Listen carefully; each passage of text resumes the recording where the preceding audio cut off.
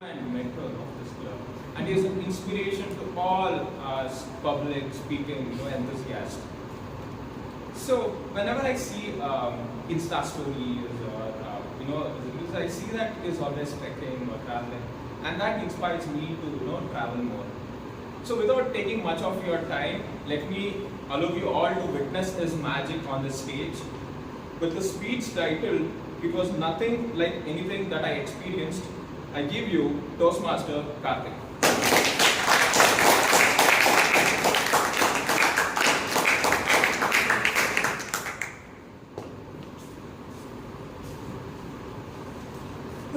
Bhutan is considered to be one of the most happiest countries ever. You know why? Population is Because they think about death at least for 5 minutes every day. Death, at least for 5 minutes every day. I know, when you look at their flag, it's a dragon. It doesn't symbolize death.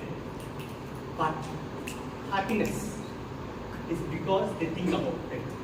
A very good evening, fellow Toastmasters. Have you ever thought about death? yeah. You have. For those people who have not, take 10 seconds. Think about the fact that right after this meeting, if you're not going to your destination, how would life change? Painful for all those people who wouldn't have thought about it. All set in case you've already thought about it. So today what I want to do is want to share one of those nice little experiences with you where I came close to death. It was started in 2018. It was a brilliant year, and what made the year brilliant was it started with me being at Run of Touch. How many people have been to Run of Touch? You haven't, you really have to. White sands, the middle of the slide, it's nothing like what you've ever experienced. It touches your soul. Since the year started so well, later in the month I was at Sharavati, backwaters kayaking, sunset, birds chirping and flying back to the home, calm waters, you're kayaking, looking at the sunset. Peaceful. Much later in the year rather, the goddess of mountain was kind enough to allow me to climb Rupin Pass. At 15,000 feet is one of the best treks I've personally ever done. Every twist and turn, you're looking at a new scenery. There's greens, there's grasslands, there is waterfalls, there is streams, there is boulders. There's nothing like anything that I've experienced. I was on a high, I was on an adrenaline rush. As soon as I came back, I went and attended a duathlon. Duathlon, running as well as cycling, and I finished top 10. Life couldn't get better. I hit the 4th gear and kept moving. I visited this hill station called Chakrata in Uttarakhand. A tiny piece of heaven in Uttarakhand. Strange little place, and when you overlook the valley, you can see the Yamuna river flowing there.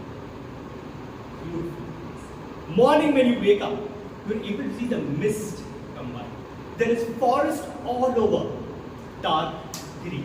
And then there is this rhododendron leaf flowers that are sparkling red over there. What a beautiful sight it is. And when I was in Chakrata, it was also known for something called a tiger fall.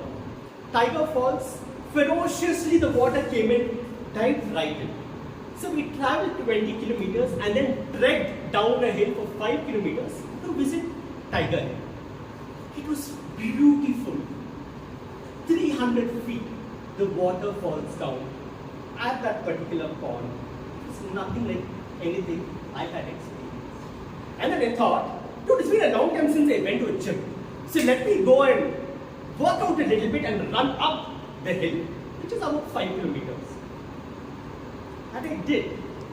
Dude, if you actually think this was a tough task, no. I was a CrossFitter.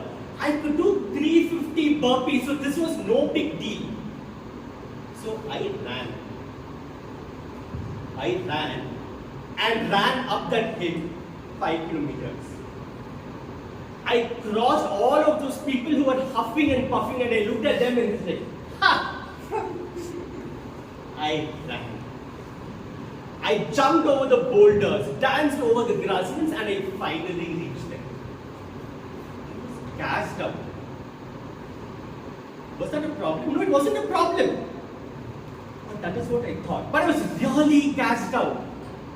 I picked up some water, drank it, I had some snacks.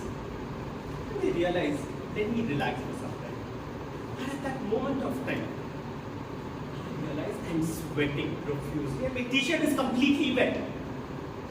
Also, I realized my face is going a little numb.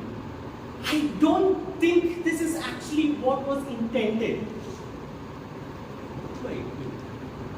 I relaxed a little, took breath, and waited for the others to come. But in the meantime, I said, Karthik, calm yourself. Calm yourself. And that's when I realized I'm having a slurry speech. I got a stroke. It was nothing like anything I had experienced. What I should have done at that moment of time is informed all my colleagues over there and rushed to a hospital. But I did not do that. I'm like, why do I have to inconvenience these people? So I kept it to myself. So there was a battle between me and myself to survive the next few hours. That night, when I lay down in bed, I was praying. And there was only one thing that I prayed for. I wish I survived that night. Because next day I was going back to Bangalore and I will have things taken care of. My speech was still impaired. Next morning, I heaved a sigh of relief because I was alive.